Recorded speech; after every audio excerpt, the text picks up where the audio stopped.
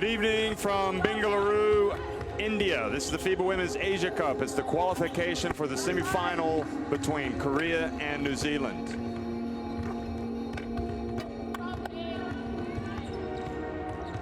Well, we've already seen one game today, India losing to a rampant Philippines, a team that got red hot. What about this game? Who is going to advance to the semifinals? It's basically do or die time. It's Korea that finished second in their group, taking on New Zealand, who finished third in theirs. New Zealand falling after tough games to China and then Australia.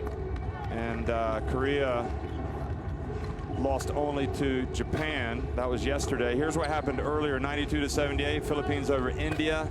And now we've got two games that will determine who are going to be playing in the semifinals. So I'm Jeff Taylor, joined by Mark Mills, and you know, this game could just take any kind of direction. I mean, you choose. I mean, it could be a close game.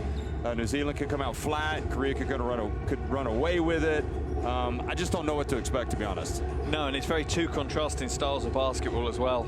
You know, from New Zealand's point of view, they want to grind out, play a defensive game, keep it low scoring, and try and battle away from there. Whereas you feel Korea want to maybe get out and run a little bit more, shoot a little bit more, and make it a little bit more of a high-scoring affair. But either way, the prize online is a semi-final against China tomorrow. Well, we did see New Zealand come out strong against China and really led the Chinese pretty much for the entire first half until the very end, when a couple of three-pointers put them on the back foot at halftime, and then they struggled at the start of the third quarter, and they're able to get it back to 10 points late in the game, but didn't get any closer. Then against Australia, New Zealand played very well for the first 15 minutes and then caved in to Australia. They rebounded with a win against Philippines, and well, they've got a little bit of winning momentum. They played earlier yesterday than the Koreans, so maybe they're a little fresher. And Guy Malloy has now had 3 games to coach his team at this FIBA Women's Asia Cup, and he'll be looking to see if his team is gelling more and finding more rhythm together. Yeah, really big for them, obviously, the 18-point win over the Philippines, and they have got better each game that we've watched them. You know, they're defensively focused. They're only shot 20% from the outside, but New Zealand are getting better. For Korea has just had one tough start after another in this tournament, and they just were not able to recover at all against Japan. Japan just played like a runaway train yesterday, but I keep thinking in the back of my mind, I mean, the number of times that I've seen Korea play over the years, they have had a game where they have busted out and really hurt opponents with that penetration, dish, drive, kick it back out for the three-pointer. And you know, if you're a New Zealand fan, you hope it's not going to happen tonight, but it could very well happen tonight because Korea do have shooters, and that's a part of their game. So we are going to have a pause in the commentary as we listen to the national anthems for both New Zealand and Korea. National anthem of Team New Zealand.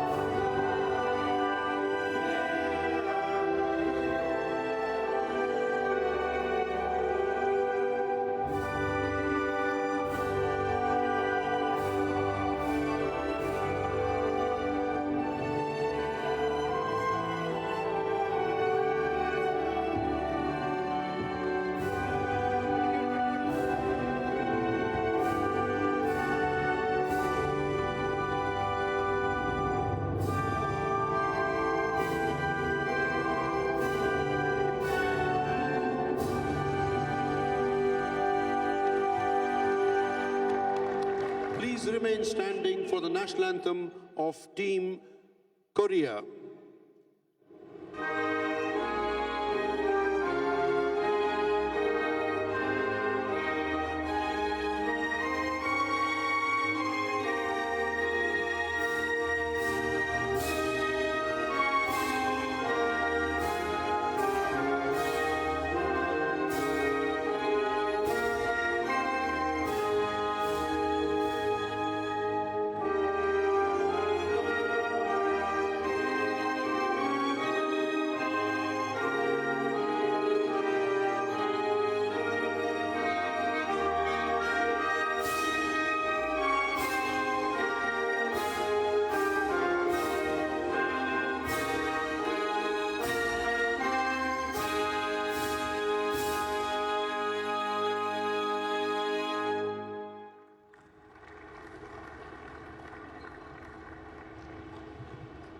So the winner of this game between Korea and New Zealand will advance to the semifinals.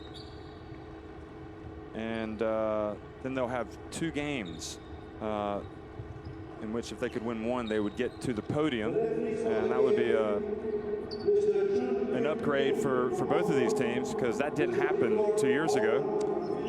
Yoon Chun Yip from Hong Kong, Rico Bauer from the Philippines, and Budi Marfan from Indonesia.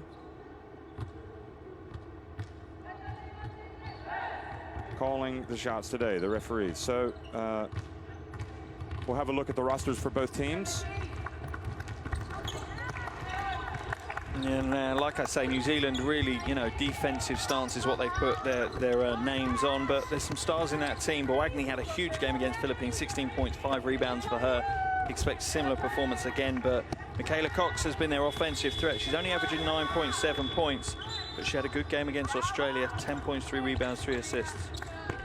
Starting 5 will be Cox, Purcell, Boagni, Paulvast, and Leisure Walker. So Guy Malloy shaking it up again, and I guess impressed by the performance yesterday from Boagni. Yeah, and for Korea again, obviously, they've had a good performance shooting inside the arc, but outside the arc, similar to New Zealand, only 20%. But plenty of talent in their roster, a little bit more scoring threat as well. Kang, 10.7 points per game. Scored 12 against Japan, which is a good indication. The one player I've really enjoyed watching, though, is Bae, really battling hard. 11 points, 6.3 rebounds per game. And she really is the stalwart of the front court for Korea. And I'd be awfully surprised if she wasn't in the starting 5. In fact, she is. Bae Hae-yoon, along with Kim Min-jeong, Park Hae-jin, Kang Yi-sul, and Yoon Yeon-ai. So it's Korean coach, you know what? His team was just almost beaten to a pulp yesterday by Japan. And they played 2 games after New Zealand, and I think it'll be interesting to see how they can bounce back from that setback. Yeah, it sounds crazy. If you're going to lose in that situation, you'd almost rather do what they did and lose by a lot, because at least they got to rest players in the back end of the game. So they rotated, rather than going to a double overtime and still losing, and you're exhausted coming into this game. At least they were able to rotate some of the bench players into the game and grab a little bit more rest for their key stars. But even then, like you say, psychologically, how is that going to play on their minds today? Because it was an absolute schooling from Japan. And Japan give schoolings to a lot of teams these days, so that's no disgrace. Anyway, we'll try to listen in to the coaches here.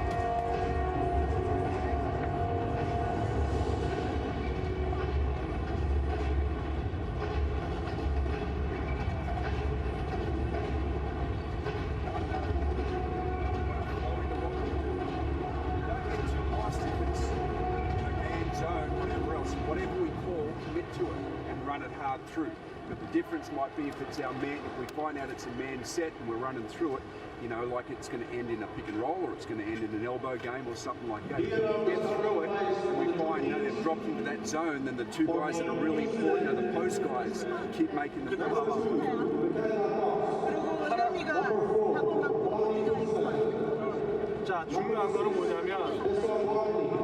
Lee Mong-kyu, coach of Korea. Of course, we saw Guy Malloy for New Zealand.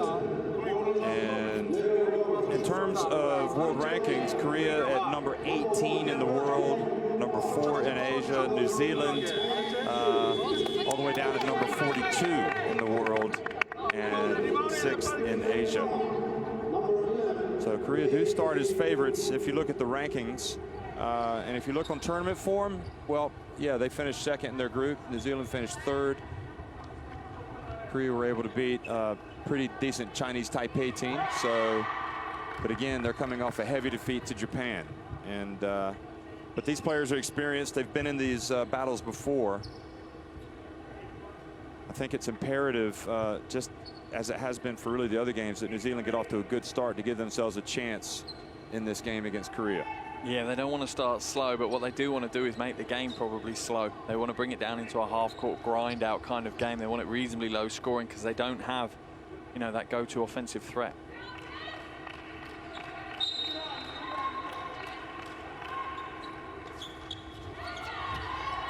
Well, Good evening, good morning, good afternoon, wherever you are, folks. We are in Bengaluru, India. This is the qualification to the semifinal between New Zealand and Korea in the FIBA Women's Asia Cup 2019. Leisure Walker, the 18-year-old, slick pass over to Boagni. Good idea. And I like that as a first offense for New Zealand. They ran through, they took their time, there was patience. It was a positive move. Well, slipping in, though, behind, an easy basket for Kim. And you can see Cox was concerned that she didn't want to get behind her player because she's going to get posted up if she did.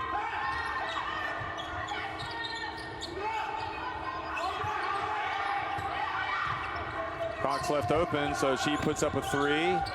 Boagni, ball goes off of her hand. Park Hae-jin, she's a threat. A little bit of a mismatch being guarded by Boagni on the perimeter. Probably better for Purcell, a little more versatile. Now Bay picks up her dribble, gives it back to Kang. Kang has it knocked away. Good defense by Polvost.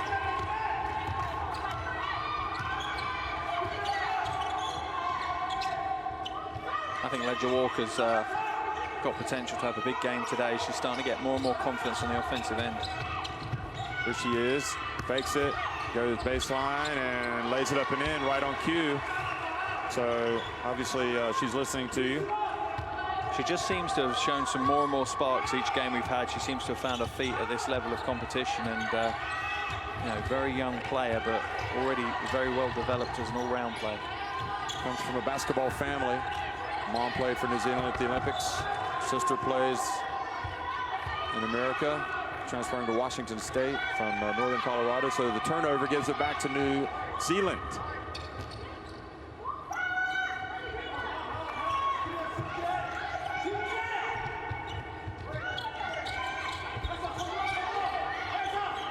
Cox holds on to it, gives it to Polvost. One of the threats from deep for New Zealand. They haven't really shot it well from three-point range, and now, oh, what a drive by Purcell. You see how she kept the ball away, fully extended arm. Yeah, just pure upper body strength there, core strength.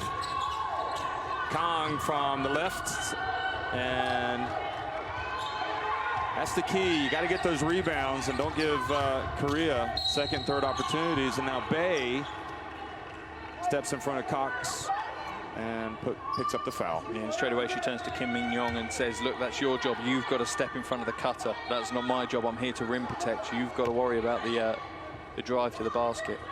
But yeah, strong move by Purcell. Now an offensive foul.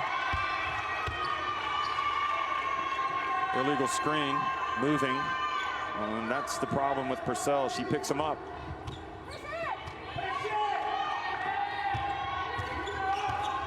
Does have issues with fouls. They need her in this game.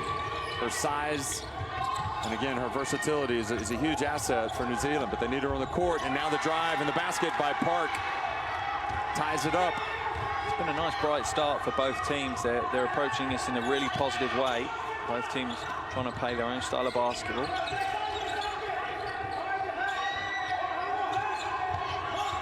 Leisure Walker has it knocked away.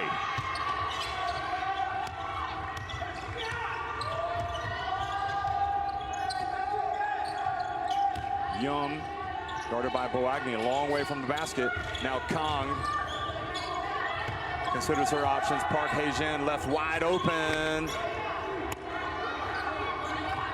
She did have one game where she got hot, but it's been a difficult overall tournament for Park. Good pass from Purcell to Leisure Walker, but decided not to go up with it. Didn't think she had the advantage. She gives it back instead to Cox. Good patience. Yeah, really good patience. And initially, I thought that was a bad decision by Ledger Walker. I thought she had the lane and she should have gone up, but handing it off to Cox and a little fake to open up the lane for herself to get to the basket easily in the end. Kim drives in and is fouled by Purcell, and that is number 2. And this has been the limiting factor for Purcell throughout this tournament. I think she'd have seen so many more minutes if she could have controlled this foul situation. She seems to get into foul trouble early in every single game. And what was good about that play with Leisure Walker was, you know, there's still plenty of time on the shot clock. So, you know, it wasn't like they were rushing to get a shot. Yeah, and that's the heads up of it. You know, to have that almost clock ticking in your own head to understand where you are in the shot clock is really, really important. And usually something you don't really develop at a young age, but maybe Leisure Walker already has that built in. So Penina Davidson comes in, as well as Ashley Kritiana, who's really picked it up lately. And we saw a lot of good stuff from Davidson, particularly early in this tournament. But they're coming off the bench, as is Purcell's older sister Taylor. She hasn't come into the game yet, Natalie Taylor. So she ties it up. 6 apiece. Remember, Kritiana is in there. She gave birth just 4 months ago to Kaliana, who's been here for these games, cheering away. Here's Cox. Oh, strong move, but wasn't able to quite finish it off. Now Park quickly over to Kim, hands it off back to Park. Bay goes right at Kritiana, and wow, they're going to call a foul on Cox. Michaela Cox boxing out Kim. Interesting to see the replay on that. It was a bit of a melee from where we were. Tough to see through the crowd. Not sure we're going to see it on that play. And too tough to see from that camera angle. Yeah, that's certainly, we caught the tail end of it. It wasn't a foul, but anyway, it might have been before that. Now the pass to Bay. Back to Yum. Oh. Guess it must have touched the New Zealander. Kong on the baseline, rattles it in. Yeah, and Kong has done that throughout this tournament. She's one of the top scorers from 10.7, 0.6 rebounds, and a smart heads-up play. Shot clock was down to nearly 4, and she took responsibility for the offense. Davidson to Leisure Walker. Has it knocked out of her hands by Bay.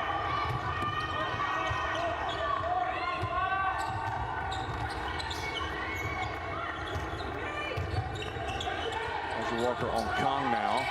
Park. See Guy Malloy appealing to the refs to call a travel. And Park hits one from the baseline.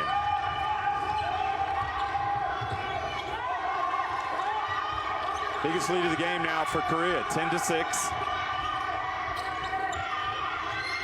Kritiana dumps it to Davidson, and she goes up strong and finishes. And it's interesting because I made the comment that these New Zealanders need to get stronger down low so they can finish shots like that. And Davidson did a good job. Yeah, really good job. And that's all about core strength. That's not, the strength in the limbs. That's core strength. We see a replay of Kang just beating the shot clock at the other end. But yeah, a strong play by Penina Davidson. And you have a feeling that for New Zealand to win games, they need either Davidson or Boagni to have big games. They need someone in that front court to really step up. And I'll tell you what I like about that as well. She was really asking for the ball. And does not make the free throw. Now quickly, good job of Taylor. She's an expert with her back to the ball, forcing turnovers. But that time the ball goes is given to Korea. And Guy Malloy is absolutely about to blow a gasket over there. Thinking travels, thinking the ball should be going to New Zealand. Yeah, I think Taylor's got a little bit of a Jedi defense built in. Kim almost turns it over. Farnworth in the game, as well as Beck. And then New Zealand reach in and commit the foul.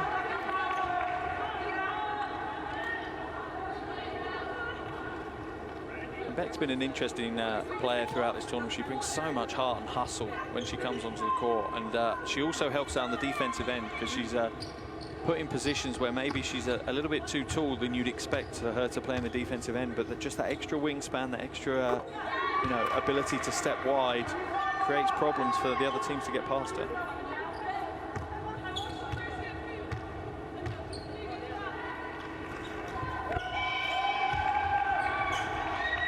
Don't mix both, so back to a 4-point lead for Korea. Stella Beck hands it off to Taylor.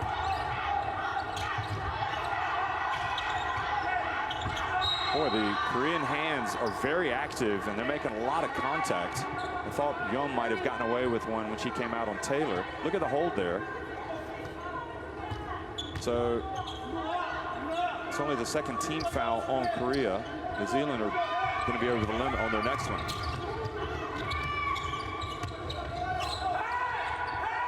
Farnworth picks up her dribble.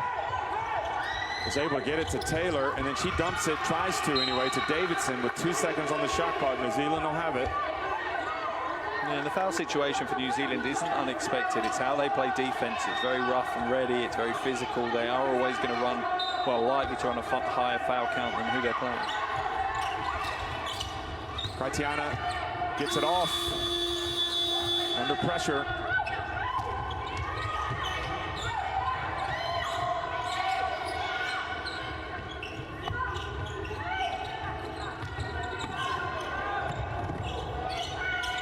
They like to use a lot of time on the shot clock every time down. Kong now to Bay.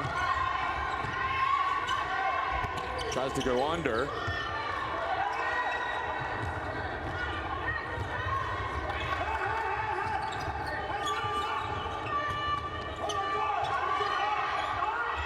Taylor guarded by Kim. Gets in the lane, passes to the corner to Farnworth. And Farnworth reads it right, but then missed a layup. Gets it back. And goes up strong. Yeah, makes up for a mistake, because that really was an easy layup for it to make. It was a nice drive by Farnworth, though.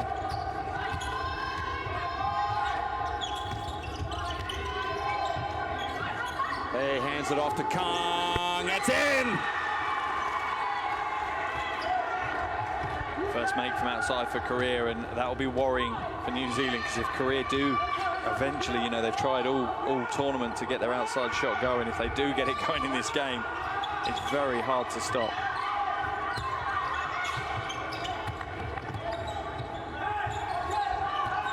Kritiana tries to get it to Davidson.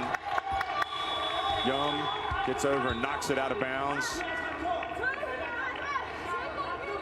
So Jin now comes in for Korea. Very active.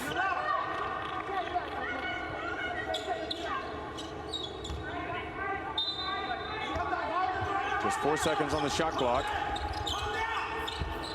Able to, well, Panina Davidson got her hands on it. That was always going to be a tough catch. A lot of Koreans in the lane. Kong. A lot of contact. No call still. Now Bay at the line. It's good. Feel that Korea is starting to become more and more clinical about how they approach the offensive end. Like you say, they're taking as much time as they need to get that open shot. They're happy for it to be 20 seconds. They're happy for it to be 2 seconds if that's the way it goes. Davidson, she able to get it. Then Kritiana, now Davidson back again. And tough play. Good finish, sticking with it. Young goes right to the lane, a little bit out of control. Davidson. And just not what Korea needs, you know. They're finding open shots when they're patient and run their system. Beck pulls up at the line, follows up the shot, and a foul called on, is it Bay for the push?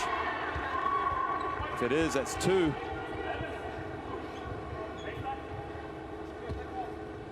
And she's even more influential as we see a replay. And she's got her hands swinging the arms around. Yep, I can see where that call comes from. And Bay's even more influential for Korea than Purcell is for New Zealand. So that's 3 fouls, my goodness me. That is 3, wow. Wow. So that's a big loss for Korea. Yeah, I missed one. That's their most influential front court player, likely to sit on the bench now to the second half. New Zealand need to capitalize. We may see Kim come in, the youngster who played so well yesterday. Not so much, didn't play so well the day before, but yesterday had 12 points. 지금 루즈볼을 지금 또 밑에서 흘리잖아. 그러니까 안 된다고. 그러고 봐. 돌으라 그랬잖아. 여기 가서 쉬지 말고 돌아. 나오면서 볼 잡으면 그다음에 시작하라고. 알았어? 자, 중요한 건 리바운드 싸움이야, 리바운드. 그리고 봐. 너 왜 자꾸 지금 여기 뭘 하니? 30이지. 어? 근데 왜 여기 들어왔던 맨투맨 식으로 막 쫓아다녀. 왜? 30이 네 자리에 들어가면 여기 서줘야지. 네, 들어왔다가 오케이? 나가줘야 된다, 45도. 얘가 여기서 맞다가 여기 맞으면 이쪽으로 드리블 치고 오면 여기 있는 사람이 나가 이러고 있잖아. And get a fist at the end of it, even against the zone. Here we go. Friends on 3, 1, 2, 3.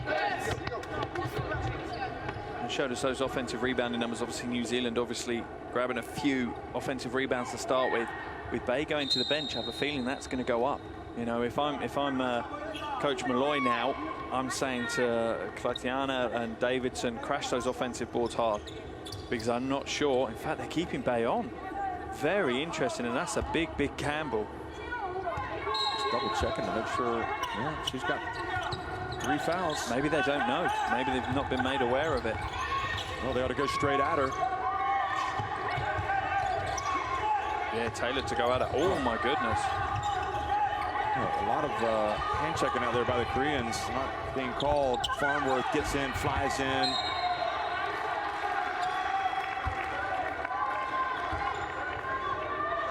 Well, that's okay.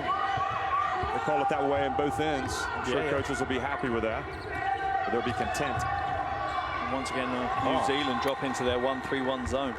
I just wonder if New Zealand know that Bay has 3 fouls. You'd hope so. You'd hope that would be my number one. Just literally try and get the mismatch, get her out to the perimeter, and you know, have someone like Beck attack her or Farnworth go after on the dribble. Here she is again, Taylor. Passing it fast, Farnworth for 3. Nope. Davidson, though, is playing well. She gets the rebound, puts it back up and in. And exactly what we're saying. What did Bay do in that situation? Stood there and watched, because she knew she couldn't challenge. Kong from the right corner. Well, she's brought her shooting shoes today. And there's your weakness in a 1-3-1. If you're playing against a 1-3-1, get people into the corners, get people cutting along the baselines. Ideally, get people in both opposite corners, because it makes it near impossible for that defense to defend.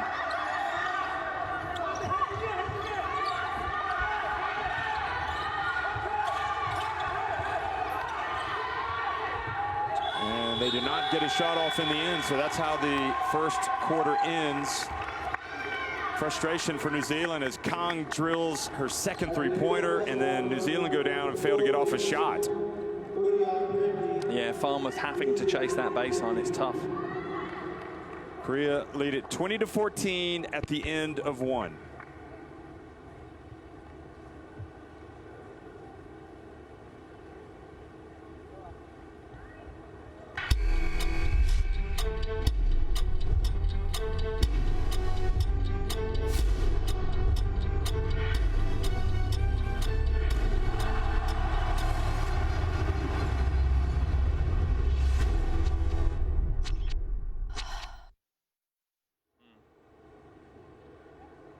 Interesting first quarter. There's your shooting stats, and it shows both teams trying to get inside to score. Korea, a couple of outside shots, 2 from 4. But as expected, New Zealand are trying to exploit their size differential in this opening quarter. It's not gone to plan so far, though. They've only scored 14 in that first quarter, Korea leading by 6. But I imagine Coach Malloy surely has identified that Bae Ha-yoon is now on 3 fouls, and it's got to go at him. And I'm amazed if we see her come back out. You'd imagine Coach Lee Mon-kyu has got to sit her now for the second quarter. Yeah, that was strange, seeing her come back out. I mean, the only thing I can think of is that he just didn't know. You'd hope one of his assistants has picked him up on it and pointed it out before the start of this second quarter, because if she fouls out early in this game, that really changes the dynamic for Korea. That's Bae hitting the jump shot. Mrs. Davidson has been a very pleasant surprise here early. Very positive, asking for the ball. 3-point shooters. Just listen in. Rebounding guys like we are here. Here we go. Friends on 3, 1, 2, 3.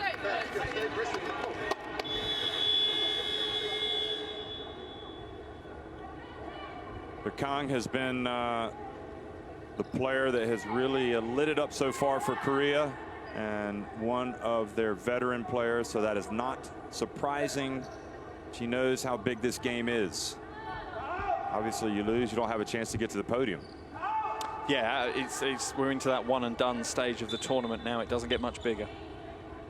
She's played in these types of games before. Young takes the inbounds pass. Purcell back in the game for New Zealand. Good. Well, they call the foul on Boagni. And Jin being the nuisance. Had a big game against India, but then seemed to struggle to establish herself in the game against Japan yesterday. To be honest, you could have said that about most of the Korean players yesterday against Japan, but Jin certainly brings some hustle and some hard work in the paint for them. Hey, still in the game as well. Here she is. Oh, good defense by Leisure Walker, reaching up, take it away. She's going to try to go in. She holds up nicely. Boy, we're seeing some improved play from her tonight. Yeah, really come to play. And again, Bay left without being able to play defense. Park gets in the lane, hands it off to Jin. Purcell chases it down. Cox got into it there with Park. Yeah, I think that's going to be a battle that you'll see over and over again. Cox certainly likes playing physical defense. Here she is on the left corner. That's over everything. Yum. Bounce pass to Jin. And Korea beat New Zealand to the rebound, but it doesn't cost them points. And interesting to see Purcell back onto the court with 2 fouls as well. Both coaches willing to take risks with some of the more important players. Surely Cox needs to go at Bay. Purcell, what a pass, what a catch from Boagni. Real textbook play from Boagni as well. The high pass goes in really low, and as a big, she doesn't bring it down. She just rises straight up with it.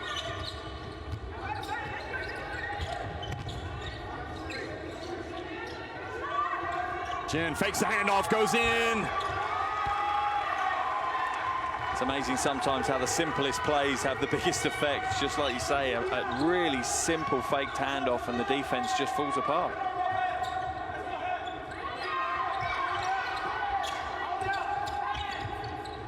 New Zealand doing a great job of whipping the ball around, but now the shot clock is down to 5. Cox gets to Boagni. She's blocked from behind by Park.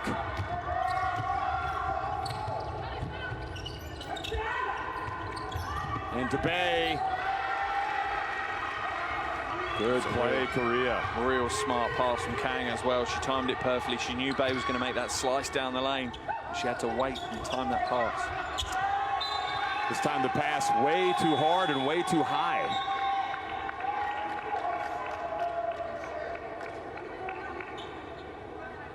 New Zealand never seem to be able to hold form for long enough. And they put real spurts of form into the game, but just can't keep things going and motoring and take control of situations. They've not done it so far as they drop into their 1-3-1 again. Bay also has gone out of the game, so she's got the 3 fouls. She lasted another few minutes. So it was a gamble that paid off, if in fact he knew. Purcell, great defender. Bounce pass to Boagni. Takes her time, misses the layup. Pulvis there. Cox. Boy, those missed layups have killed New Zealand in this tournament. Leisure Walker just able to get the foul, something she's been able to do in this tournament. Thought she maybe was trying to do too much, but she'll get a couple of free throws.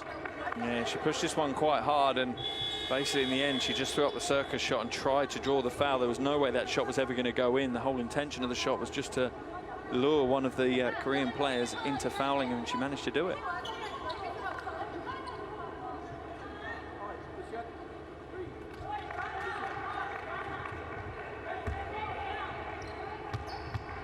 Park Ji-hung coming into the game as well, one of the young superstars of Korean basketball, just 19 years old, and she's had glimmers of really exciting offensive basketball she's put on the floor, and you have a feeling that she's going to be one of the leaders of this team career in future years. Oh, no doubt about it. Here she is, takes the inbounds pass. Keep an eye on her. She started against the Japanese, but it didn't go well. 2 free throws make it a 4-point game again. Good defense by Leisure Walker, but another 3 this time stays out.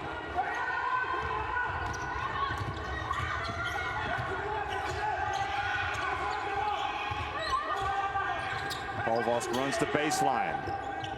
Now to Boagni. They find Pulvis underneath. What a play by the Tall Ferns.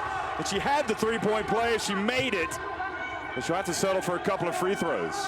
And that's what you talk about. They've got 3 games now. They've played. They're starting to understand some of the plays that Guy Malloy wants him to run. Yeah, and that baseline cut was perfectly executed, and that's exactly it. That on the game day 1 or even game day 2 wouldn't have happened. No. You wouldn't have seen that. They wouldn't have expected Palvas to make that cut. She might not have even made that cut, but they seem to be day by day coming together as a team, which is great for New Zealand, you know, and ultimately if they can win today's game, who knows, they'll take another step up tomorrow, and it's anyone's game in that semi-final against China. They don't want to be missing free throws, and that's what they're doing right now. Palvas misses, well, 1 of 2, so she's got a little stroke of good fortune on the second one. Back to a 3-point game. Now New Zealand with a different defense, and taking it away is Purcell. She really is an outstanding defensive player, isn't she? And that's why I like her on the top of the 1-3-1. That wingspan makes it so difficult to pass around. A really smart play by Coach Malloy.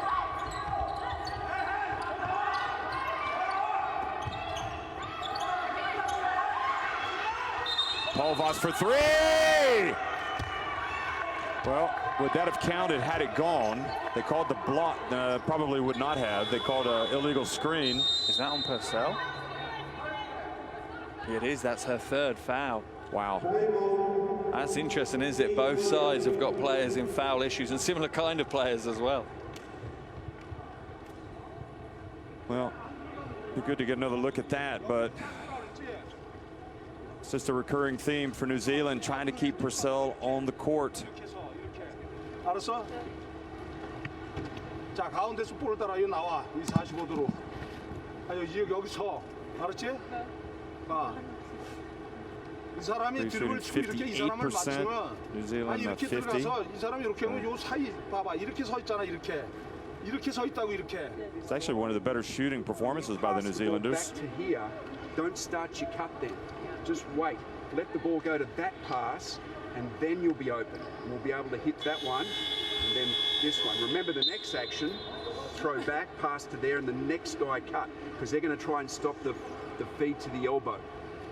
All right, now, 1-3-1-D.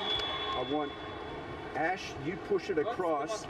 Nikki and Charlize, remember, come up wide, protect the sideline. See if we can get some traps there.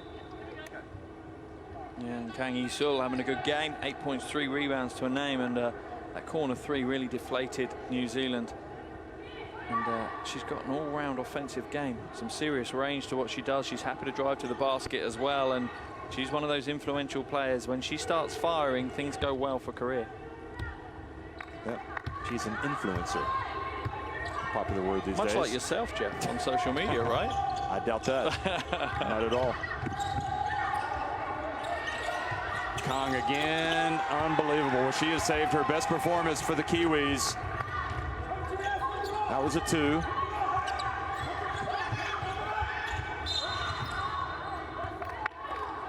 And a foul on Park Ji-hun, the 19-year-old. So we've got an 18-year-old, Leisure Walker, being fouled by the 19-year-old, Park Ji-hun. And how exciting is that for Asian basketball going forward? You know, these superstars at such a young age playing at the highest levels, and yeah, that's going to be a jewel I think you'll see for tournament after tournament. Davidson back in the game for Boagni, and Kritiana also back in. Cox passes up the 3, puts up a 2 and hits it. Real sense of purpose tonight from the Tall Ferns. They want to come out and get a result that'll make some headlines back home.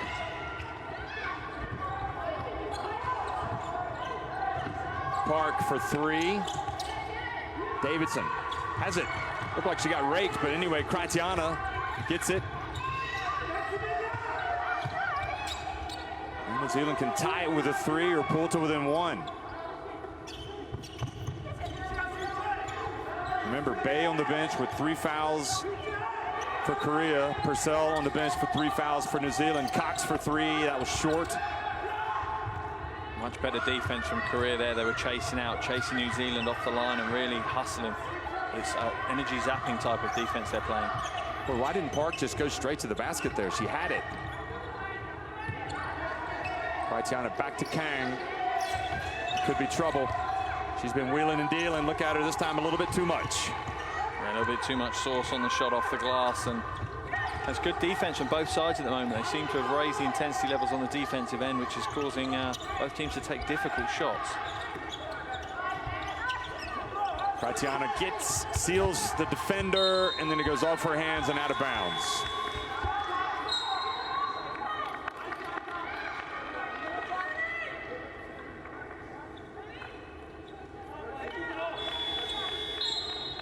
I'll tell you what's going to help New Zealand also is that Guy Malloy is coaching 4 of these players at Melbourne, the Boomers in the WNBL that season, which is just going to be coming up. So no, that was his biggest concern, that this team don't know each other at the moment. They're still learning each other and bonding as a team. Park takes it down low, back outside. Now to Kim. Krajciana hustles in for the rebound. Yeah, once again, she just scoops up that loose ball. Well, Park almost getting the turnover. Stella Beck back in, number 9.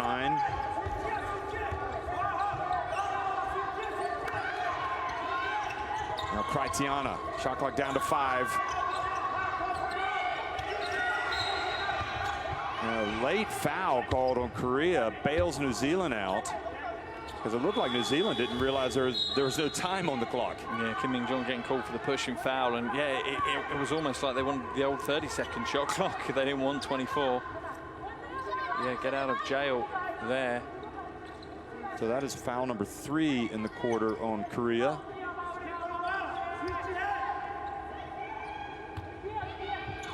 I'm New Zealand. I'm looking to use Davidson now.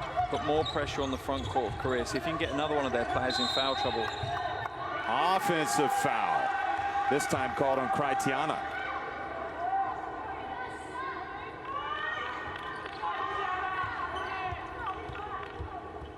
In fact, there's 14 fouls now in Korea. Yeah, they said that she was pushing off too much on Kang.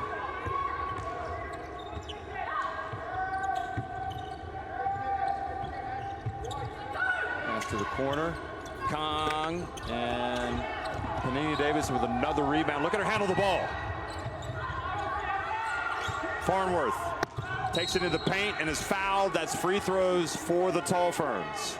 Boy, Davison, I don't know what's gotten into her, but she has come out to play tonight. Yeah, whatever she had for breakfast or lunch, I think we need to be having some of it. But what I'm loving from New Zealand is they're being really directional. So Farnworth straight away is just going straight at them. Let's draw some fouls. We've got one of their key players into foul trouble. You know, let's keep going. Let's find some more players that we can find some weakness and draw the fouls. Like I say, though, I'd love to see it going into Davidson's hands a bit more, and the free throw woes continue for New Zealand. Yeah. Davison has 6 points, 4 rebounds. And Farnworth 2 more misses.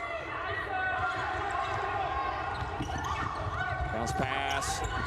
And a charge called, so call goes New Zealand's way this time. Good job, Stella Beck, not for the first time in this tournament, taking one for the team.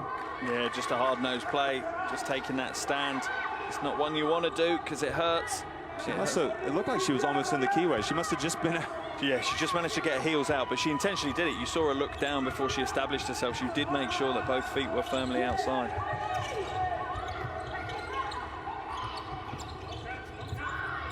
Kong falls down. Beck, well, her pass, she tried to get it to Panina Davidson. Just needs more confidence. Go straight to the basket. Be positive about how you play. Now the ball thrown right into the hands of Farnworth. It's a 2-on-1 break. And she gives it to Beck, who hustled down, and the Tall Ferns close the gap to 1. What a thriller, folks. Couldn't be any better. Once again, we're being dealt a wonderful game of basketball. Great defense by Krajciana. And as this tournament progresses, it's exactly what we're expecting. As the stakes go up, we're expecting the teams to step up to the challenge, and both these teams here have. They've raised their games yet again. Wonderful to see. Kong, she hasn't been shy. She knocks in another 3. And I love that from Korea. They overloaded the defense. The 1-3-1 doesn't want to be overloaded. They put someone in the corner and then they drag more people around the top. Almost impossible in that structure for New Zealand to guard. Oh, that was a dangerous pass. Krajciana fouled. That's free throws now for Krajciana.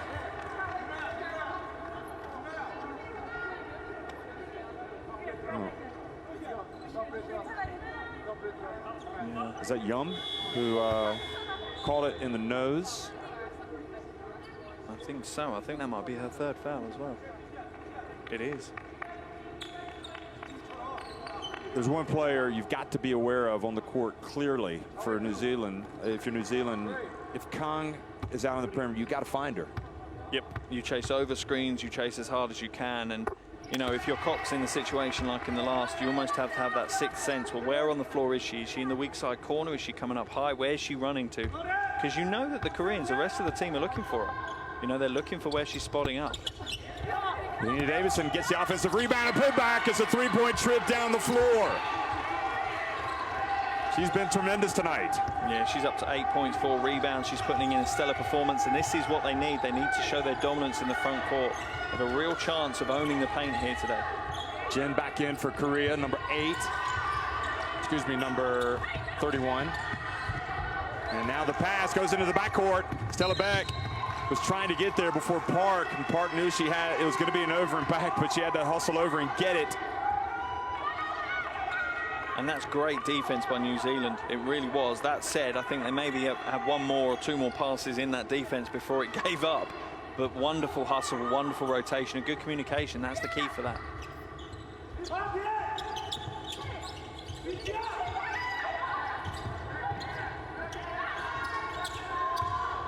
Barnworth gets in, tough shot. Davidson again! Almost. Well, they don't have the instant replay system here, but I think if we did have it, you would see it's going to be too late. Watch the board. Yeah, it was on 0. Yeah, it's a good call by the officials, and like you say, without the review system, that's actually quite a difficult call to make, especially in the heat of playing such a big game. So great job by the officials. Jen on the baseline. Look at the scrap for the ball. Falls to Park Ji-hun. Both teams so hungry, and Jen gets it in for a layup. And for me, New Zealand need to change their defense now. Korea have worked out their structure to beat that defense. They know it's corner shooters. They know it's baseline slashes. That's how you're going to beat that. And New Zealand need to change their defense up, even if it's only for a couple of minutes, and then maybe go back to it. A tough pass to Davison. She's going to take it in. Penina Davison has arrived. And keep going. Keep going. Korea have no answer. The only answer they have is Bay, and she's sitting on 3 fouls. Keep going at the paint. Park saves it before it goes over. Oh, Kang is open again. This time off the rim, but Jen gets in there for the rebound and is fouled on the putback attempt. What grit and hustle from Jen. Look at Penina Davis. She has absolutely been phenomenal tonight. Yeah, but she has double-digit points for her. She's worked so hard, but the replay of Jen, and what you've got there in this situation is the shot obviously coming from the strong side. It's the weak side wing defender who has to rotate, and it's quite a tough rotation, rotate down into the paint and seal out that backdoor cut that Jen's making every time.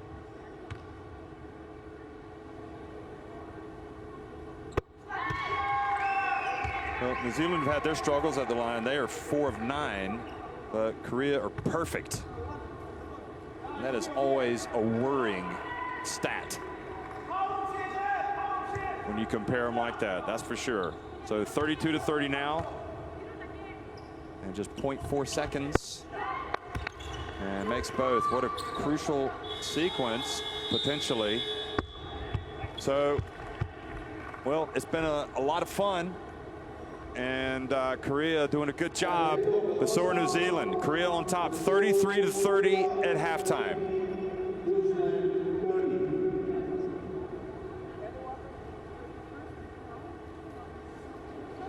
Yeah, there's your halftime shooting, and it just shows the damage is being done for New Zealand inside, whilst Korea have been a little bit more spread, but the free throw shooting percentage is quite shocking. For Korea, I'm amazed they've only got to the line for 6 shots, though.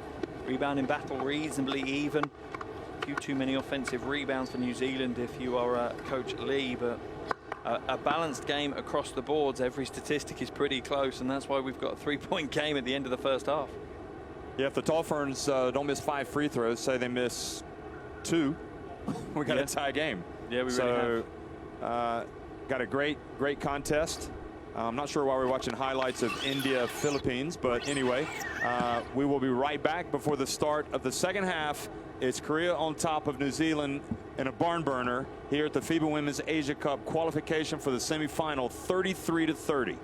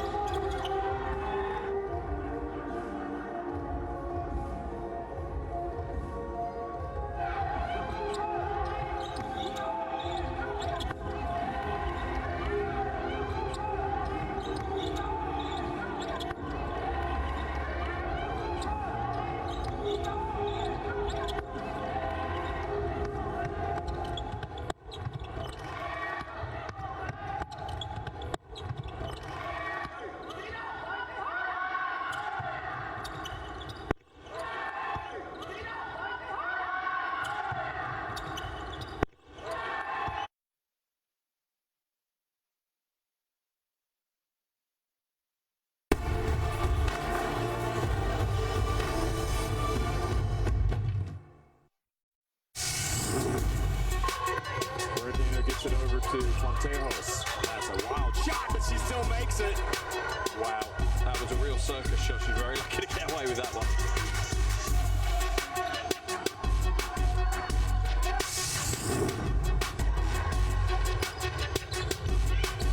And again, Takada. I tell you, they just get it down the court so quickly.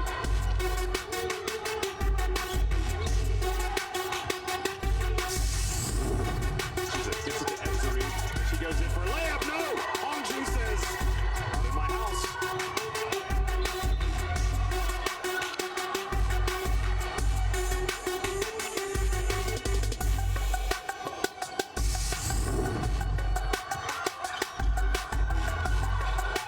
And Mitchell drives in. Pasiopo's in front. With a man to go. That is an ice cold play from Lilani Mitchell.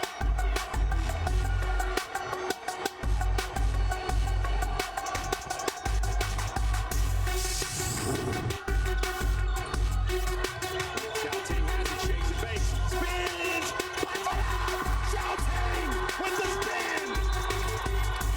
She spun the other way this time. She put us all in a spin.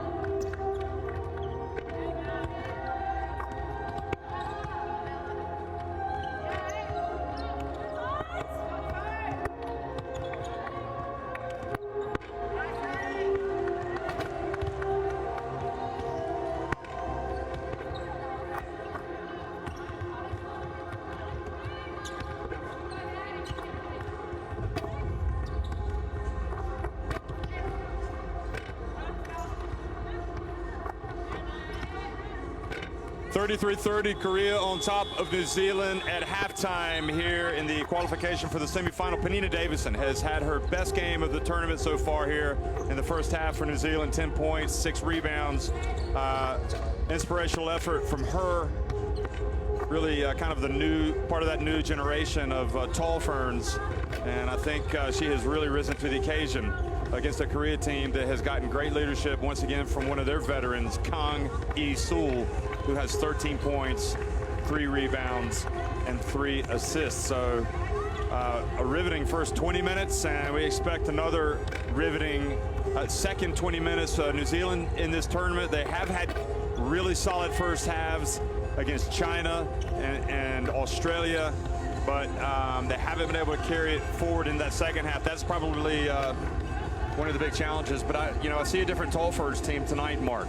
Yeah, they've made another step forward, and the key for me is they've imposed themselves on the offensive end inside for the first time, really starting to dominate. Obviously for Korea they have issues. They've got Bay, their kind of frontline big player, has got early foul trouble, picked up 3 fouls pretty early on, has had to sit a fair bit of the game, and that's Penina Davidson has really taken on that. But Purcell on the other end, she's also picked up 3 fouls for New Zealand as well. So fouls might come into this. They might play a big part in who takes the win on this, how do players and coaches manage the foul situation of key players. But for me, it's going to come down to really 2 dynamics. Which one comes on top is going to decide the winner for me.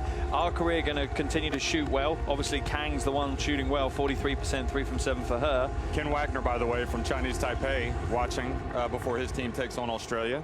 Can never get enough basketball, can you? When you're a coach like that, you just keep watching.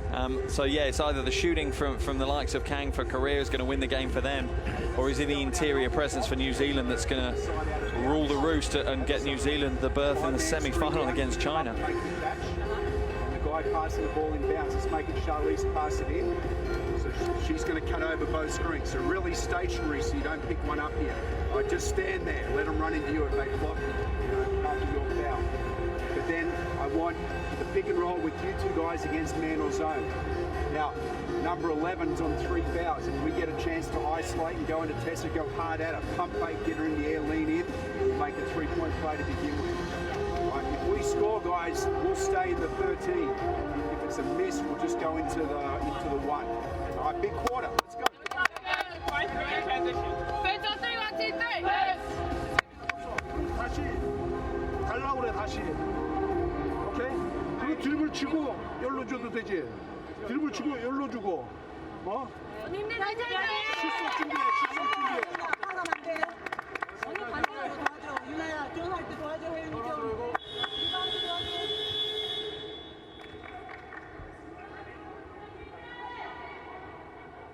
Interesting, both their final words of inspiration there for both their teams. Coach Malloy obviously saying, look, Bay's on 3 fouls, she's back on the floor, let's go at her. Boagni, get her in the post, pump fake, get her in the air, draw the foul.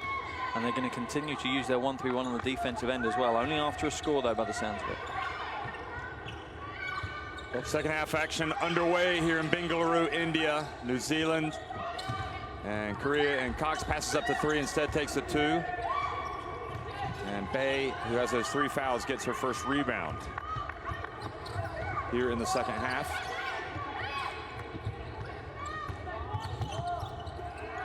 Bay puts it on the deck and is fouled by Leisure Walker.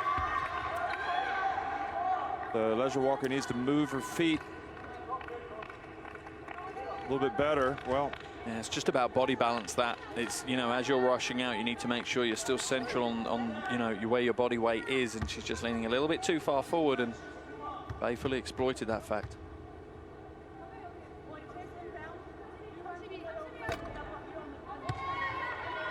Bay with those 3 fouls misses the first. Youngster Park Ji-hun, the 19-year-old, looking on from the bench.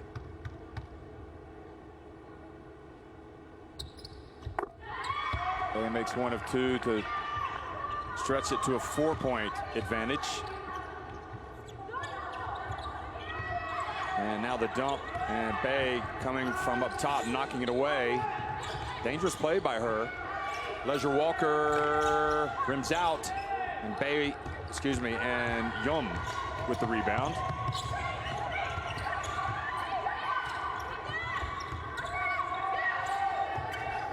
Korea starting fast, just like they did the game. Bay open, knocks it in. And that's exactly why she's being left in the game. because she can make an impact on both ends of the floor. She might not be able to play as tough defense as she would if she wasn't in foul trouble, but she can contribute on the offensive end.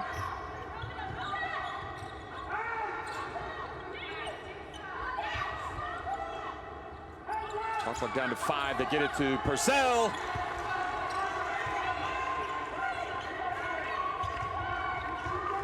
Four points now for Purcell. And she causes problems. She's at the top of the defense. That 1-3-1. Those long arms. Kang over to Bay.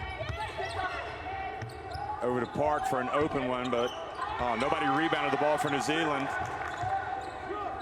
And Park from the left, and it kills the Tall Ferns to give away the offensive rebound. And just wonderful perimeter ball movement, just quick, no one holding on to the ball for too long, and really New Zealand struggling to stay and chase those shooters away.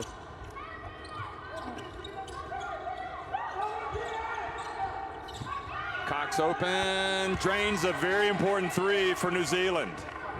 Of course, they're all important. Her fourth attempt, but her first make, and if New Zealand can start shooting well from the outside, it really is going to change the dynamic of this one.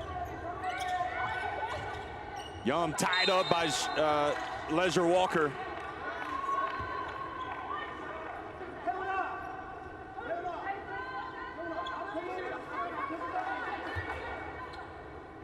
That was Cox just hitting her 3-pointer.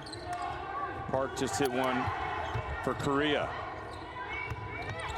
Young fakes the pass, gets it inside, and Boagni discovering she's got to be strong when she brings that ball down, because those Koreans are going to be going for it. Good block by Kang.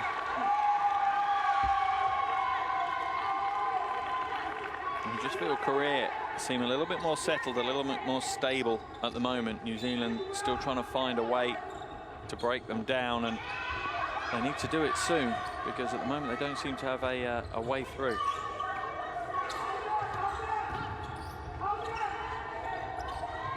Polvast. Oh. Leisure Walker.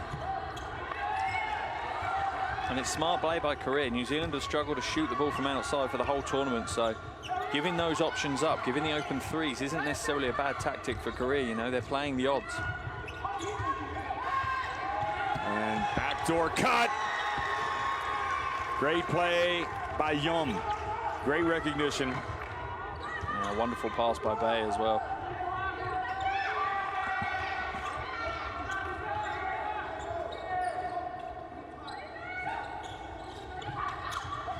Purcell makes a very difficult bounce pass that I'm not sure the Boagni had any chance of catching that one. No, that's the impossible pass, that one. Kang from the left corner. And again, Korea rebound. Winning in all aspects of the game right now.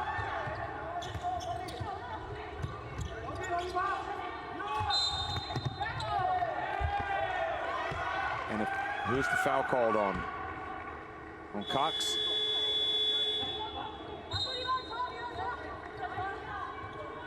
It's on Purcell. No, it's on Cox. That's her third.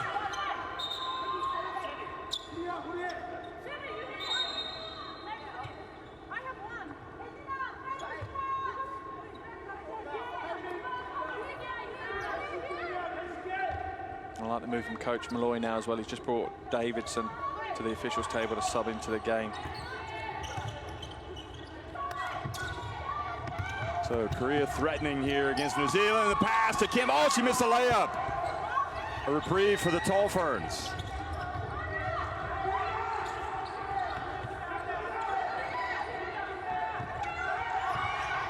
Boagni. And right now New Zealand just have lost their mojo. Yeah, they're all at sea. They don't seem to have any structure on the offensive end. They're not trusting each other, and they're not running their offensive sets. I do like the introduction of Davidson now. I think the aim is obviously to draw another foul off Bay. That changed the structure for Korea, and Davidson, I think, is best suited to draw that foul. Malloy's going to get the timeout on the next dead ball. Just ask for it, and Korea looking to stretch their lead. And Taylor fouls Young. trying to play tight defense.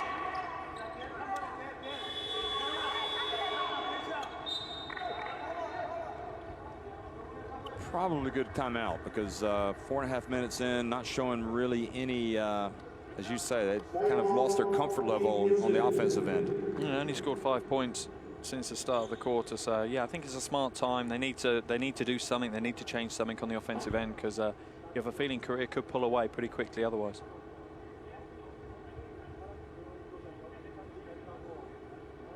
Because they're wide open. We need our 4s and 5s to catch it and turn and face. That makes a real difference. But I don't want to come down every time and we're kind of trying to manufacture a shot just because it's a 5-on-5 set. We've got to commit to running hard and moving the ball and penetrating and finding open shots. But we're not. We're jogging. 여기 하나 있고 이렇게 해서 가지고 여기 이렇게 지나가지. 그럼 여기 들어와서 볼 잡잖아. 네.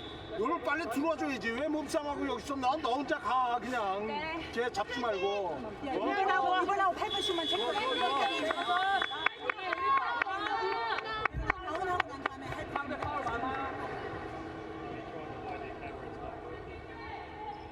Yeah, and I think looking at those rebounding statistics, I don't think there's any coincidence that when Bay is off the floor that Korea don't grab as many rebounds as they do when she's on the floor. Whether she's involved or not in actually grabbing the rebound, she's usually boxing out or running almost interference and causing problems for New Zealand to go after the rebound. So Davidson and Crichton in now for New Zealand. And look at that, great decision by the experienced Bay. Goes in with the left-handed layup, and right now they're going for the jugular. You can see it. New Zealand have got to get some execution on this end of the floor. Oh, beautiful touch pass. Crichton to Davidson. And that's really key. Just a wonderful team offense there. Crichton just really trusting that Davidson was going to make the cut. Exactly the right time, exactly the right angle that she did. And yeah, she finds her with a sublime pass.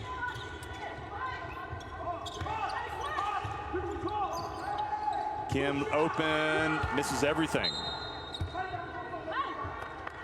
It's really interesting because kind of taking myself back to prior to this tournament as we look at the wonderful fake pass from Bay and she slides to the basket for an easy 2 and the touch pass from Crichton. But yeah, before the tournament, I wasn't expecting zone defense to be played as much and to cause so many problems that it has for so many teams. Davidson again, sneaking in there, taking it right away was Yum.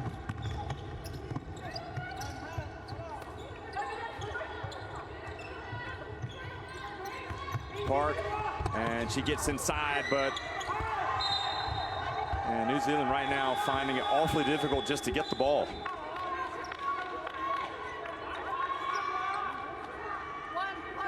Telebeck going to come in for Paulvost. Tyler Taylor looking over at Malloy. And we're in one of those situations at the moment for me, though, where, yes, New Zealand are really struggling, and Korea have to put them to the sword. They have to grow this lead. They can't, neglect the fact that New Zealand aren't going to struggle for the rest of the game. Bay again goes right to the lane and ended up for the 2. And this is the problem Bay brings whenever she's playing. So against Davidson, she's going to take her outside. She's going to take her outside of her comfort zone and use her superior foot speed to get her to the basket. And New Zealand's struggling with it at the moment. Maybe a zone defense is the best option for them, running their 1-3-1 again. Cox tries to feed Davidson, and Korea were ready.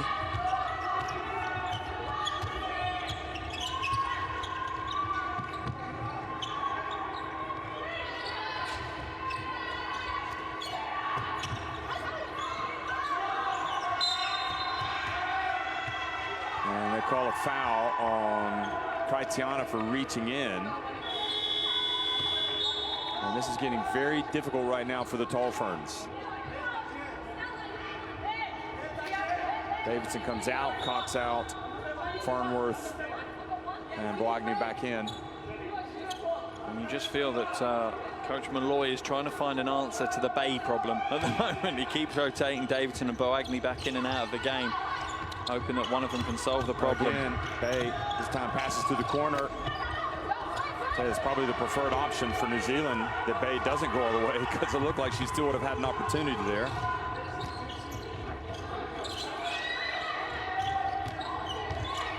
Beck feels her way in, score, missed the layup, but Boagni there for the putback. Just trying to stay within striking distance right now, the Tall Ferns.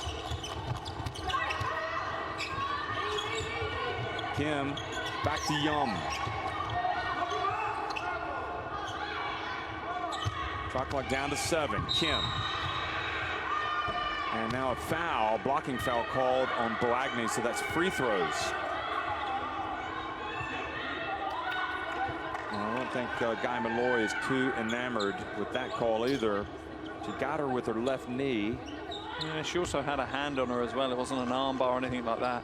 Whether there's any force behind that hand is almost impossible to say, but as soon as you place a hand on a player sliding to the basket, officials really are only going to do one thing.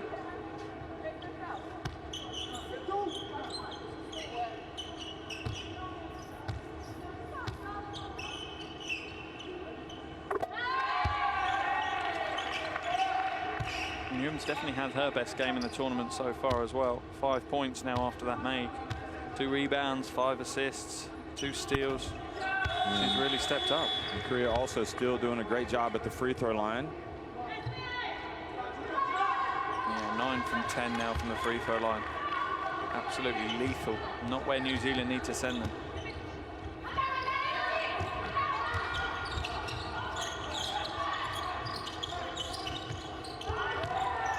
Boagni's pass intercepted, going right into the hands of the Koreans, and now it's really starting to get tough for the Tall Ferns as Korea looked to lower the boom, but an offensive foul.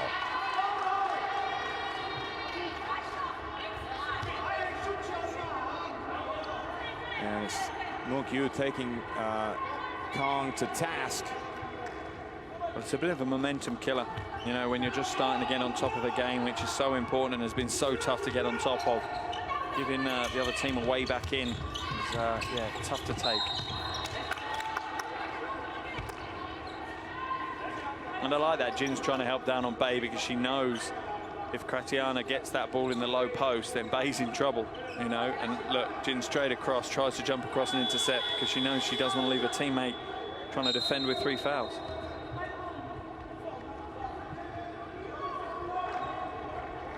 So Korea. Oh, wow, they've given it to Bay. They've actually given that foul to Bay. That's going to be a 4th foul on Bay. Well, that's a bonus for New Zealand. Absolutely shocked players on court from Korea. Have to look at it again. Well, unlucky for her. I'd have to see it, to be honest. I can't. That's 4 fouls, and she has been hugely important. Korean bench saying, can we look at it? And I'm sorry, there's no IRS instant replay system, and they wouldn't look at that anyway.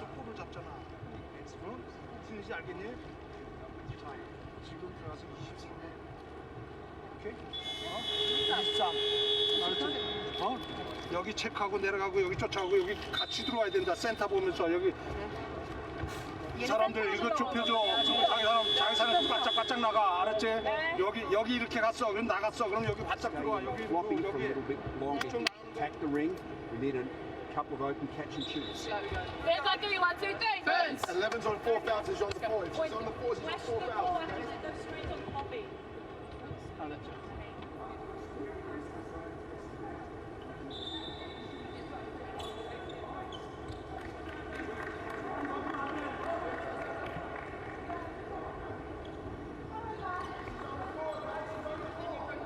Tough foul for Korea to take. Yep, Bay does have 4 fouls. So is she going to stay in the game? Yes, she is. I guess because they've got the momentum and they want to. I think that's crazy. I'm not going to lie. I think that's crazy leaving Bay into the game. Don't get me wrong, she's done really well managing that extra. You know, she's only got 1 foul in like the last 10 minutes, but I think that's a big risk from Coach Lee Moon-Kyu. Well, same problems that have plagued New Zealand in this term is they have this dry spell, and right now they're just not scoring points. Bay short. If I'm New Zealand, I go straight at Bay. Farnworth lost control, and then she complicated matters by fouling Jin, who will go to the line for 2 free throws. That's a frustrating play from Farnworth. Not only did she turn the ball over, but then she compounds it by fouling Jin for pretty much no reason. She had no chance of getting that ball back, none whatsoever. She'll be playing for, she's one of the players that'll be playing for Malloy at Melbourne.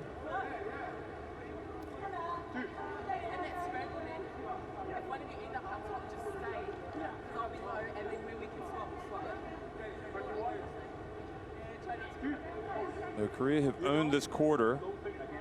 They've outscored New Zealand 14-9. And Jin, who hit a couple of free throws right at the end of the first half, is back at the charity stripe, but bricks that one.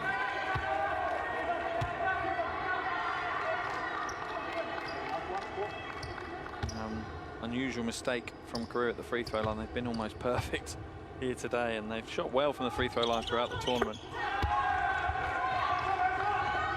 The biggest lead of the game now, 9 points. Plenty of time for New Zealand, but they've got to start making some plays. Good, good, go at bay. Beck for three, goes out of bounds. And I don't understand why Bo Agnew didn't just take a couple of seconds to try and back down on Bay, because Bay, I tell you now, is going to step out of the way. Yeah. She's not going to play defense. She's not going to risk going out of the game at this stage. She's too important for Korea. Just get it into Bagney and try and isolate if you can. Get spotters up on the outside, so if they collapse, you can get the spotting shooters. Park misses everything.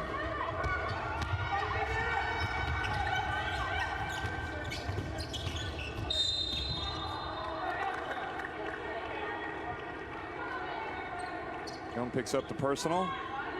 It's 3 on Korea now in the quarter. And that's Yum's fourth as well, so Korea have got a bit of foul trouble to deal with. She comes out with the youngster Park Ji-hun replacing her.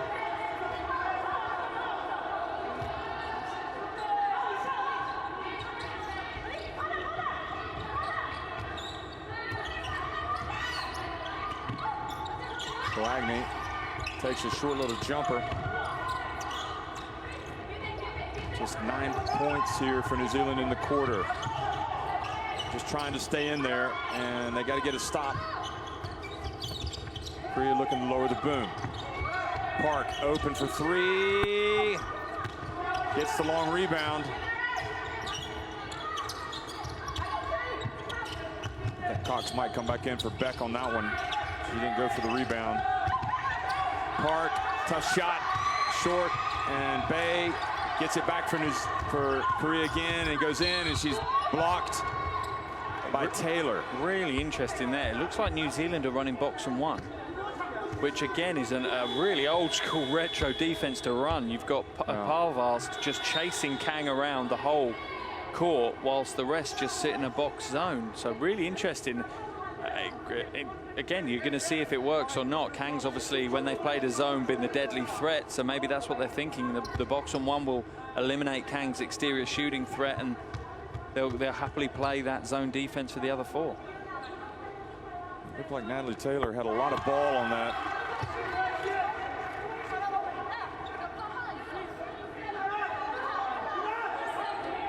But nevertheless, Bay takes advantage. Scores her 12th point, and she's got one more free throw.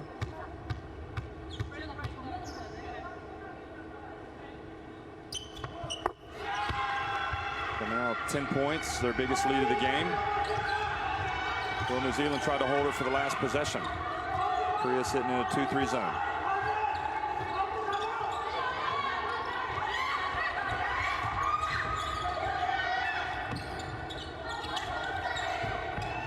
Get a shot to Parvast, but she misses everything.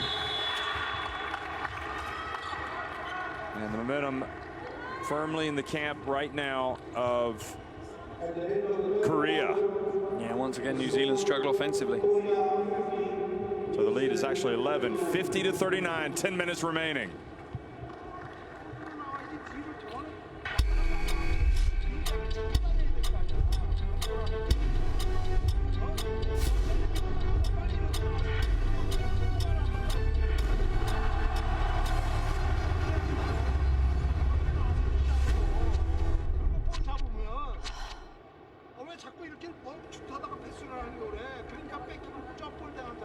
Here's your shooting percentages for the game, and again, New Zealand not shooting anything from outside. Both teams really going hard inside, but Korea almost deadly from the free-throw line, 86%.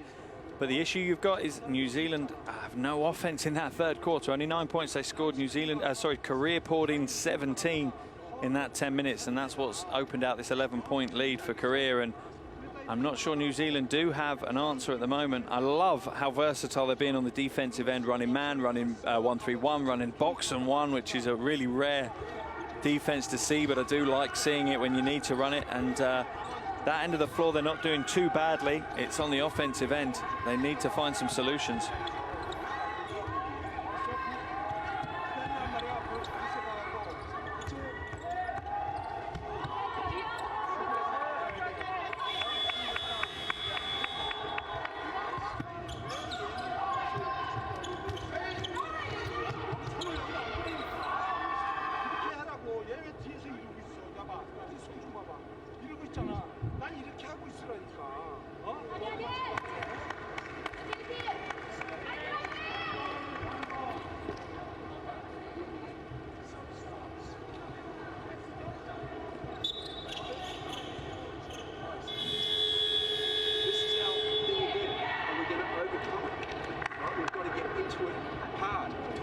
Energy, make our plays. Let's go. 1, 2, 3. They're certainly not out of the game, you know, only down by 11, but they're going to have to jumpstart this offense very quickly. So, because being down by 11 in a game where you've only scored 39 is a lot worse than being down by 11 if you've scored 80 in the game, you know. So for New Zealand, they'll need to get their offense started quickly. I like to see Ledger Walker back into the game. I think she brings, you know, a bit more firepower to this New Zealand team. The firepower, creativity, ability to take on the defense.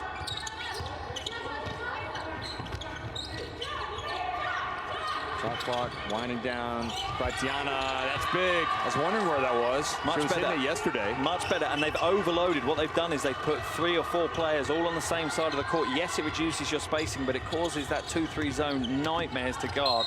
And offensive. That's right. Park pushing off on Cox. Good D from Cox. And that's a young person's mistake, right? That's an inexperienced player's mistake at this level. Tatiana 3 has just opened the door a little bit here for the Tall Ferns. And Ledger Walker gets in and gets the foul called on Park. This is a really positive first 39 seconds of the final quarter. This is probably the most positive New Zealand have looked in this game.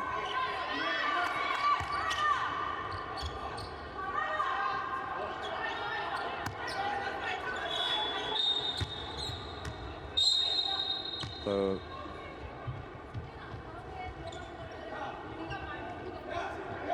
they stop, so Korea can make a substitution. Guy Malloy doesn't understand why they stopped. He thought they had to make the play, but anyway.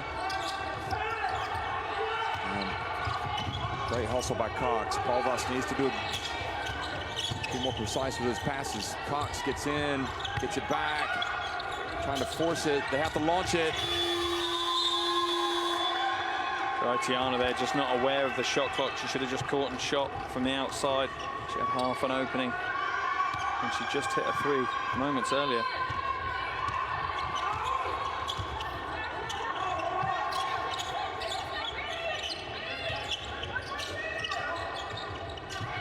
Oh, the pass, beautiful touch pass, and Jim scores for Korea to take it back to a 10-point lead.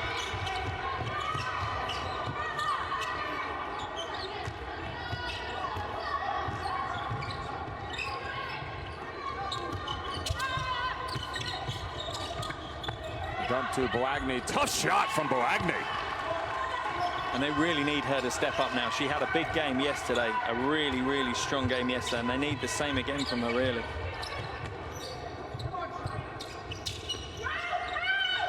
Kong goes baseline, whips it back out.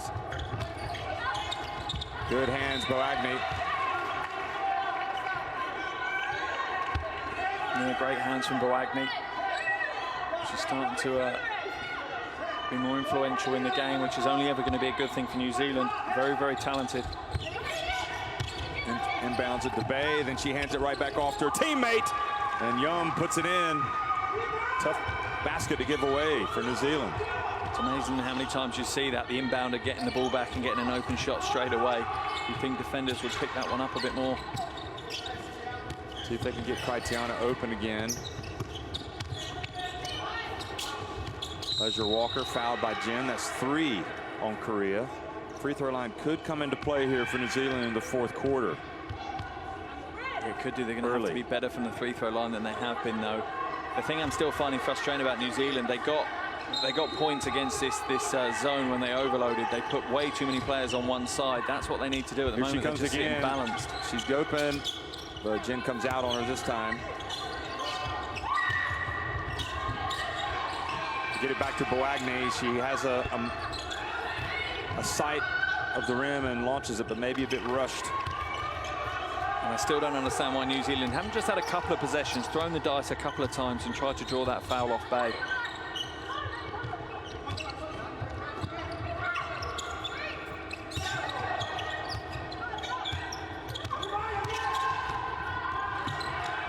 D knocks it out with 3 on the shot clock. And we can't really complain about New Zealand's defense. They're playing well. They held them to just 17 points in the last quarter and 13 points in the second quarter. It's just on the offensive end. They just can't find a solution at the moment.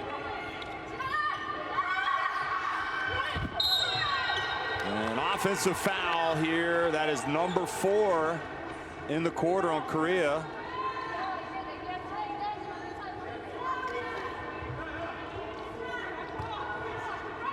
Funny, you were talking about the box and one that we saw just moments ago. And actually, we saw that at the World Cup, didn't we? Yeah, we did. Scariola ran it for Spain, but the wonderful thing is it's such an old school play. So for us old giffers that like basketball and keep watching it, it's a hark back to the days when we used to be playing. And it can be a really useful weapon if you've got one player that's causing you serious problems, like Kang has done for New Zealand. So great to see it being used wisely. Another turnover.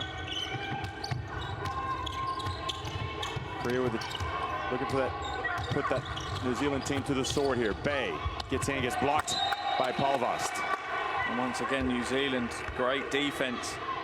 They just want this defensive intensity that they could be putting in to be a bit of a spark to get their offense started, because it's not the defensive end they've got the problems. And that'll be a foul on Leisure Walker. They've been a real problem on the boards here, Korea, in the second half. As we see the foul, Leisure Walker, hooks the arm, steps in, and it all stems from the fact that she didn't establish herself basket side early enough. She tries to box out, and you can't really do that when your player's in the air. It's going to cause nothing but a foul against you. And misses. Another offensive rebound for Korea. Park for 3. Goes in and out. Another offensive rebound. No, this time it's Cox. Brings it for New Zealand, and Kong is down. Feed Boagni. She went right at Bay like you were hoping, but Bay just kind of walked away, and Boagni missed the layup. I think Kung might be in serious trouble here. She's in tears, I think, almost. Her knee has gone. I don't know if it's an ACL or something, but she looks in serious pain. I think that might be the last of Kung, potentially, for the tournament. She went down. That looks like a very serious injury indeed, as we see the replay of the made jumper. She's being helped back to the bench now. That is a big worry for Korea, not just for today, but if they make it through for the rest of the tournament.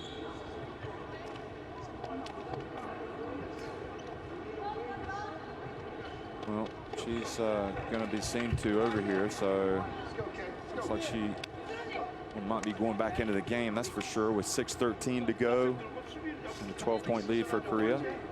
Let's try to listen to Guy Malloy. Now on the defense, we're in 13 after the score, and we're in 2 all the time. Okay, so we've got a 1-man and a 2-man. 3, no, actually the 4. Do you know the 4? 요걸 탁 노리라고. 여기 사람 들어오잖아, 이렇게. 그 요걸 또 여기서 몸싸움에서 왜 이 사람을 못 이겼어? 빼가 안으로 들어오란 말이야. 어?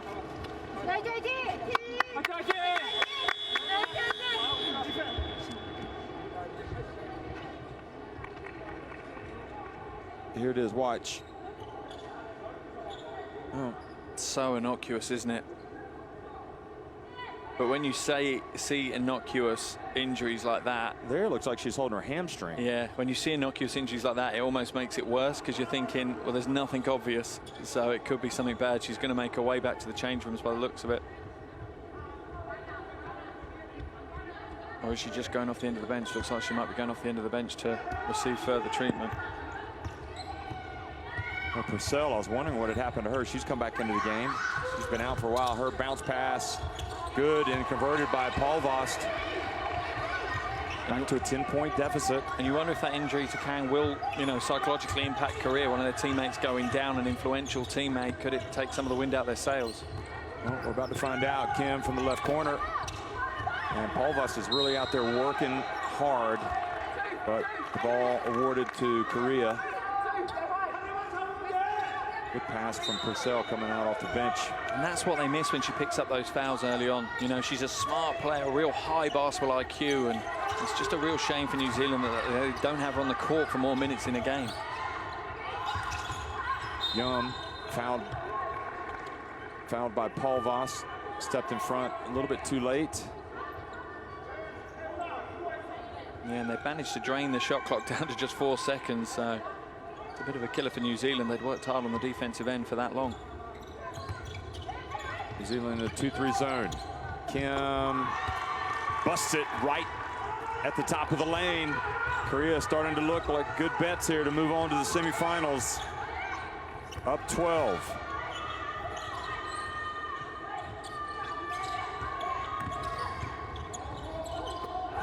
And Leisure Walker throws it right into the hands of Kim. Just trying to pass the ball across a key when they're playing zone defense is just a huge no-no. Kim again. Now see Leisure Walker gets on the ground. The clock now starting to become the enemy of the Tall Ferns. And again, trying to make the pass, but they know what's coming. New Zealand need to slow down and set up a half-court offense. They really do need to find some structure to what they're doing. Someone needs to take control of the offense for New Zealand now. Exactly as Korea are doing right now. Traveling. Oh, gives it back to New Zealand with 4.5 minutes to go.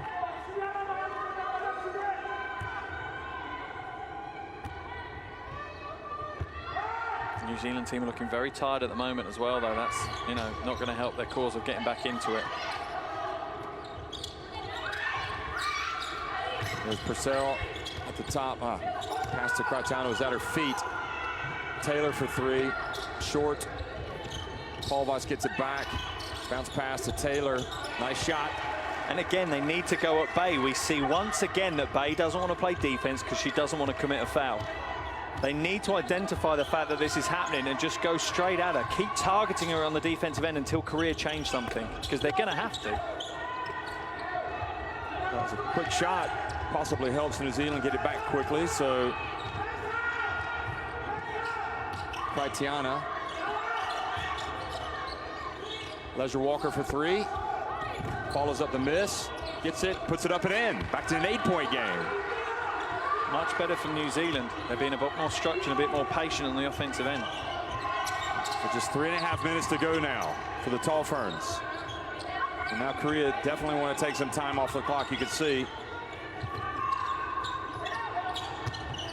Shot clock down to 7. Now they're going to have to rush one up. They do on the baseline, and the rebound, Leisure Walker, and she's fouled, which puts her on the free throw line. And it puts Yum out of the game. So Yum is gone. Stops the clock, so that helps New Zealand. Yeah, it's a big play. If she can nail both of these and bring it down to a 6-point game with 3:14 to go, this is really going to the wire. Kang out of the game, so they're missing one of their stars. Now Yum is out, so 2 starters out of the game for Korea. And every time they foul New Zealand, they put them on the line. So timeout on the floor. Well, that's interesting. Korea burning their second timeout. Both teams now only have 1 timeout left, and there's still over 3 minutes to play. no major corrections going to be able to be made in the closing stages. 들어서 잡아줘야 된다니까, 네가 이제는. 그리고 자신 있게 해. 여기서 쑥 봐서 쑥 보고 해란 말이야. 그걸 왜 이렇게 빨리 던져? 지금 떨어져 있는데 아무도 없는데. 자, 봐. 지금 투샷 아니야 지금. 무슨 얘기했어? 볼을 잘 돌려야 돼. 얘네들 이렇게 쓰잖아, 이렇게. 혜원아, 여기 있잖아. 여기서 들어와서 혜진이 놓으면 여기 구슬이 여기 있으란 말이야. 여기 있고, 오케이? 여기 주면 돌아서. Stay in fours for a while, right? We'll be regular and consistent with fours. And again, come time when we get through our set, short corner, 5-man dive, we've got to be ready to knock down shots now, penetrate, kick, shot. Here we go. Here we go. Finish on 3, 1, 2, 3. Finish.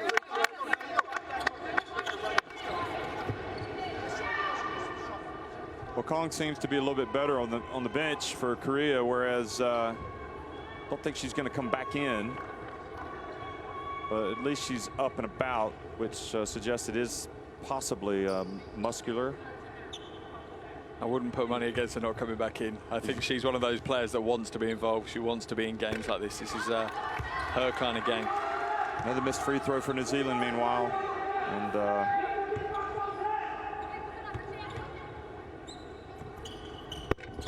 this is both, in fact. That puts them 4 from 11 in an 8-point game.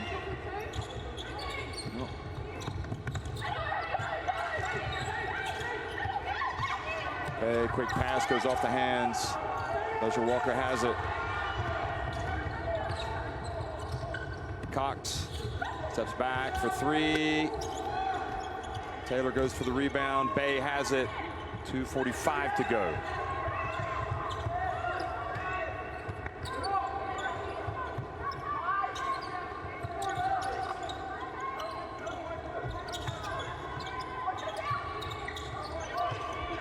Koo. Wow, she missed everything. It's unusual as well. Koo's come into the game pretty much all tournament and made an impact almost straight away as we see Kang coming back into the game. She wasn't going to be held out too long. There's a warrior for you. You're always going to have that concern, though, that maybe there's niggling injury that could be made worse. Give the physio credit.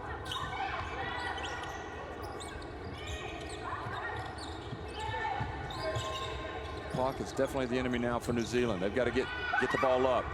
Leisure Walker, that's going to be short. Rebound, and wow. Leisure Walker, good play. Purcell handing it off to Leisure Walker. And I like this because Purcell's playing as the big, but she's slightly undersized, which is making her more mobile. I think it's a great move by Coach Malloy. 6-point game. A little bit of hope here for the Tall Ferns. Park for 3, nope, and Purcell with the rebound. And you do feel like Korea's offense is slightly stalling at the moment in the worst possible time of the game for them. It seems to be finding it a little bit more difficult. Cox, Leisure Walker, now is not the time. They got to get a shot up. New Zealand, Leisure Walker, Taylor, Cox on the baseline, and they turn it over. Well, they had a few chances to put one up. They did. They just kept waiting and waiting for that better opportunity, and it never turned up. Oh, good defense from Palvas, taking it away. 2-on-1 break. Bounce pass to Leisure Walker, and she doesn't catch it. Mistakes like that are criminal at this level of basketball. It absolutely kills you as a team. Palvas, wonderful defense, and Leisure Walker has to catch and finish those kind of easy gimme baskets.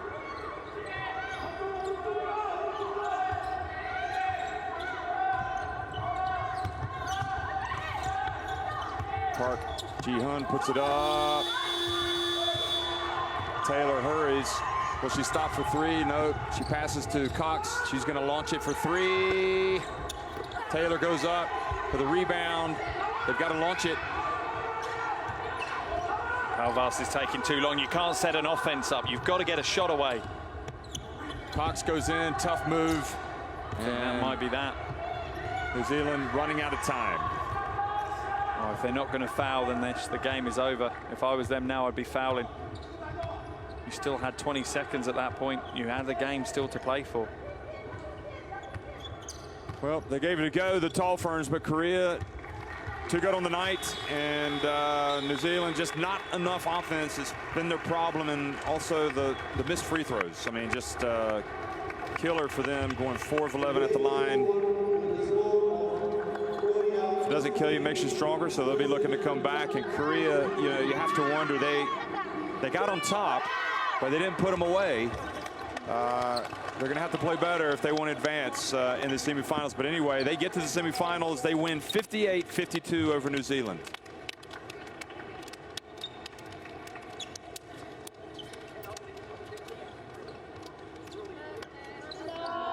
Yeah, and a great game from Korea. They put in a good performance. And it was really the defensive end that won it for them, which is strange because I was saying the opposite before the start of the game. I thought it was going to be Korea trying to be high-flying and high-scoring. And it was going to be New Zealand that were going to battle it out on the defensive end. And a low-scoring game might have favoured New Zealand, but you have to give a hat tip to Korea. They absolutely locked down the defensive end and limited what New Zealand could do throughout that second half. They held New Zealand to just 22 points in the second half. You know, they only scored 25 of their own career, but they set their stall out on the defensive end, and it's worked. And Kang there hobbling off the floor. I'm sure they'll reassess her injury that she picked up in the game to see how important and how big it is, but she had a huge, huge game and gets an arm rounder from coach Lee Mon-kyu.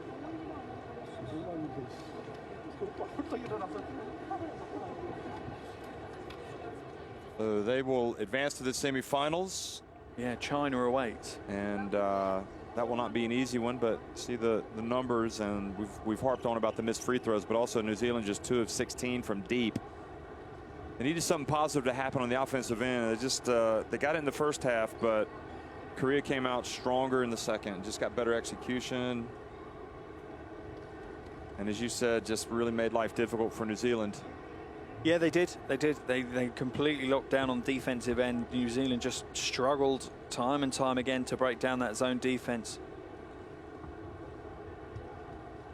So Kang, 13 points, 6 rebounds. Davidson, 12 points. Most of that damage coming in the first half. And you see Purcell's name up there with the 3 steals, and you know, she did have the 5 turnovers, but yeah, she's a player that's got it. I agree. I mean, she can do so many different things, and they need to have her on the floor and be one of the most influential players. Davidson, Leisure Walker Cox, Bay also had 13 points to be the joint top scorer. And you have to give Bay, as we watch her take that mid-range jumper, you have to give her so much respect. She played so much of that game in foul trouble. And partly New Zealand didn't punish her for being in that foul trouble. They didn't go after her and try and create the extra foul to get her out of the game.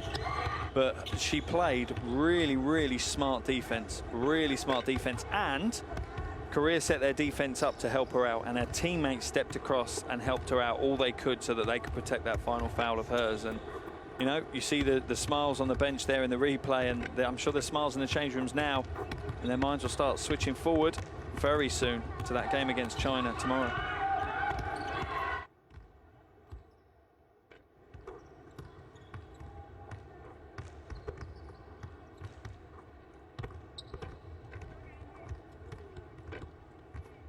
And for New Zealand, they're obviously going to now take stock after their run. They obviously exit the tournament today, but they'll go into a classification game tomorrow. Korea last got on the podium, I think it was 2015. They got 3rd in Wuhan. And they'd been runners-up the previous 3 FIBA Women's Asia Cups. 2009. All before the introduction of Australia and New Zealand into this competition now, and that really, you know, it's made the competition a whole host better, but also made it tougher for, you know, teams like Korea to make it to the podium now. Yeah, it definitely has. So I'm sure that I think that's probably the easier part of the draw, certainly for China. They'll be licking their lips at the prospects of facing Korea in the semifinals. But, you know, I mean, Korea came out and they think that, you know, they'll give themselves a fighting chance to get on the podium? I think there's plenty of positives for Korea from this game. You know, like I say, on the defensive end, there's a huge amount of positives. They played such good defense. The only issue going against Korea compared to going against New Zealand is China have some massively impressive dominant bigs. You know, that's the problem they're going to have in the semi-final, because against New Zealand, you didn't really have to face that. Against China, you will. So here's what's happened today. Philippines winning big over India. Well, not big, 14. It was a great game. Korea winning, and now we get a chance to see Australia take on Chinese Taipei. Thanks for watching.